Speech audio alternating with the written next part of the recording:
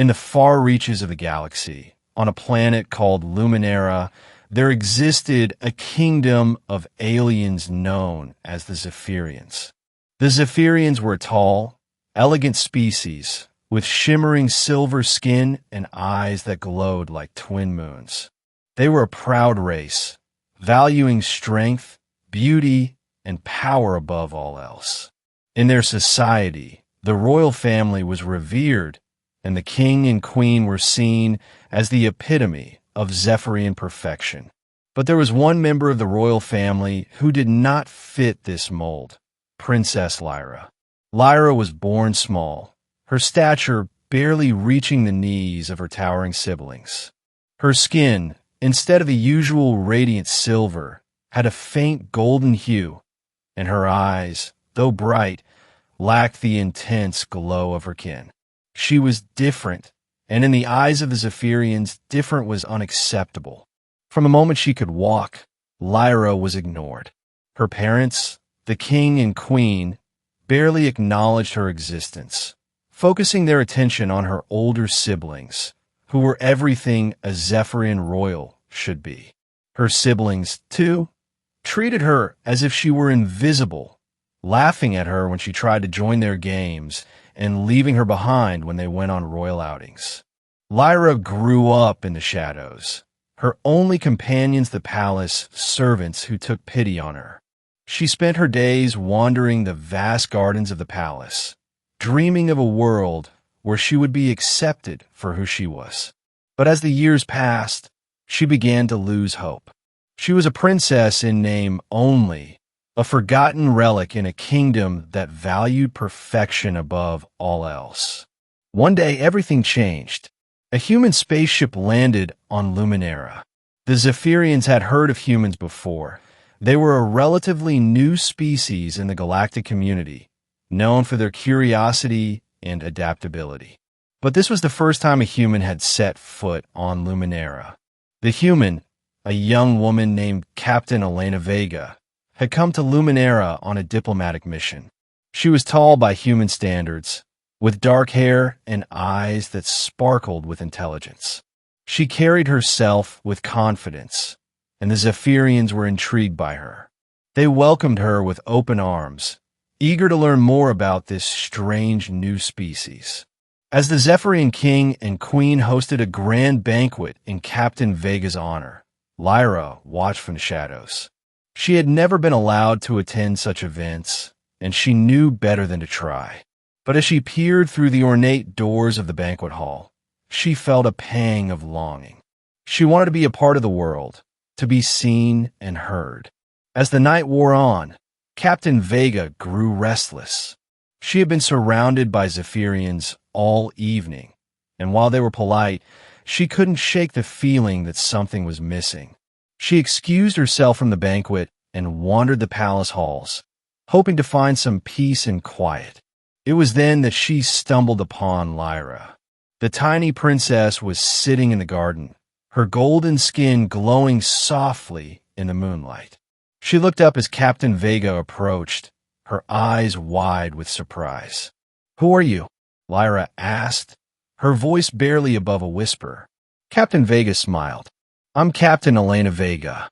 And who might you be?" I'm Princess Lyra," she replied, her voice trembling. "But no one ever notices me." Captain Vega knelt down, her eyes filled with compassion. "Well, I notice you, Princess Lyra, and I think you're quite remarkable."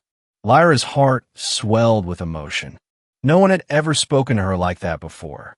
For the first time in her life, she felt seen. The two of them spent the rest of the night talking. Captain Vega told Lyra about Earth, about the stars, and about the vastness of the universe. Lyra, in turn, shared her dreams and her fears, her hopes and her sorrows. By the time the sun rose, they had formed a bond that neither of them could explain. When Captain Vega returned to the banquet hall, she was greeted by the king and queen, who were eager to continue their discussions. But Captain Vega had other plans. "Your Majesties," she said, her voice firm, "I have met your daughter, Princess Lyra." She is a remarkable young woman, and I would like to take her with me when I leave." The king and queen were stunned. They had never expected anyone to take an interest in Lyra, let alone a human. But Captain Vega was insistent. "Lyra has a bright future ahead of her," she said, "but she will never reach her full potential if she stays here, hidden away in the shadows. Let me take her with me, and I promise you, she will thrive." The king and queen exchanged a glance. They had never cared much for Lyra, but they could see the determination in Captain Vega's eyes. Reluctantly, they agreed. When Lyra learned of Captain Vega's plan, she was overjoyed. For the first time in her life, she felt a sense of hope. She packed her few belongings and bid farewell to the palace, her heart filled with excitement for the future. As the spaceship lifted off from Luminara, Lyra watched the planet grow smaller and smaller through the window. She felt a pang of sadness, but it was quickly replaced by a sense of freedom. She was no longer the forgotten princess of Luminara. She was Lyra, the girl who had been chosen by a human. Captain Vega took Lyra under her wing, teaching her about the stars, about different cultures, and about the importance of being true to oneself.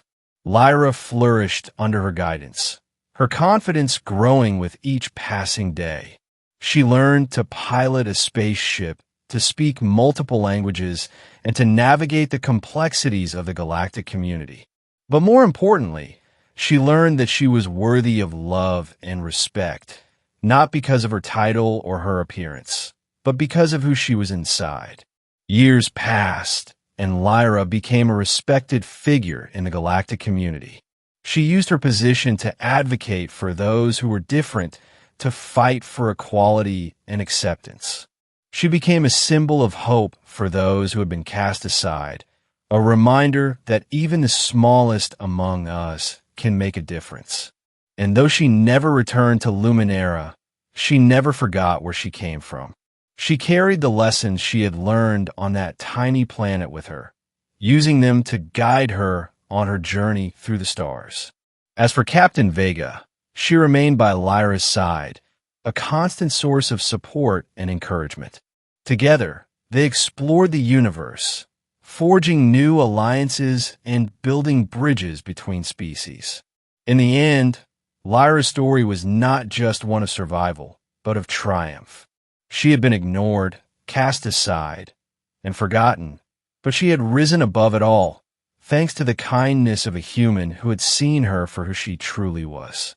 And in the vastness of the galaxy, where countless stars shone brightly, Lyra's light burned the brightest of all.